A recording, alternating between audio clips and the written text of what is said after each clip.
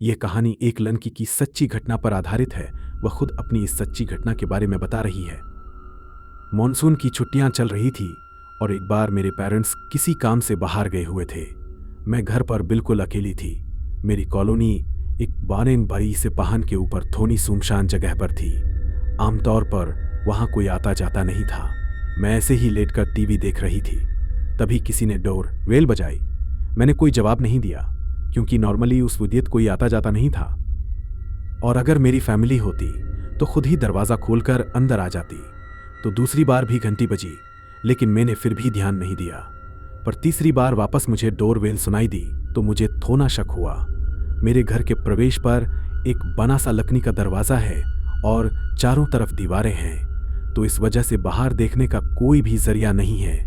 इसका मतलब बाहर से भी कोई पता नहीं कर सकता था कि हम अंदर है भी या नहीं, जब तक हम बहुत खौफ से शोर न मचा रहे हों। जब तीसरी बेल बजी तो मैं दरवाजे के पास जाकर खनी हो गई।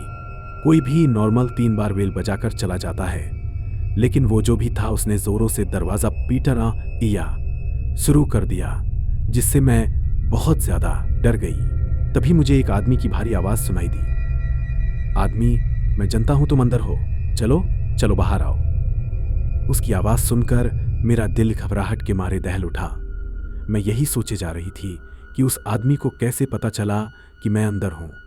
एक लंबी खामोशी के बाद वो वहां से चला गया, लेकिन फिर भी मेरे अंदर इतनी हिम्मत नहीं थी कि मैं दरवाजा खोल के बाहर देख पाऊं। उसके बाद मैंने मम्मी पापा को कॉल किया और उनसे पूछा कि क्या कोई घर आने वाला था।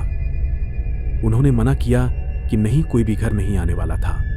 मैंने कुछ देर उस आदमी के बारे में सोचा, लेकिन फिर मैं टीटी न वापस टीवी देखने लगी। 2 घंटे बाद फिर से डोरबेल बजी।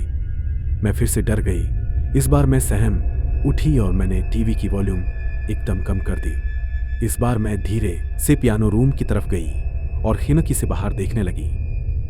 मैंने उस रूम की खिड़की से देखा कि बाहर कौन था। वहां दरवाजे पर एक अजीब सी दिखने वाली औरत काले कपड़ों में खनी सी, काले हील वाले जूते, एक काली ड्रेस और एक बनी सी काली टोपी, और उसके बाल डार्क ब्राउन कलर के थे और उसका चेहरा उसकी टोपी से लटके जाली से ढका हुआ था। बस मुझे उसके चमकते लाल होंठ और उसकी बेहद डरावनी हंसी दिखाई दे रही थी। उसके साथ एक लंबा सा आदमी खड़ा था। उसने भी एक काले रंग का सूट पहना हुआ था। उसके चेहरे पर एक बहुत भयानक सीरियसनेस थी, लेकिन मुझे उस आदमी से इतना डर नहीं लग रहा था जितना उस औरत को देखकर लग रहा था। वो मेरे दरवाजे के सामने एक बेहद डरावनी हंसी लेकर खड़ी थी।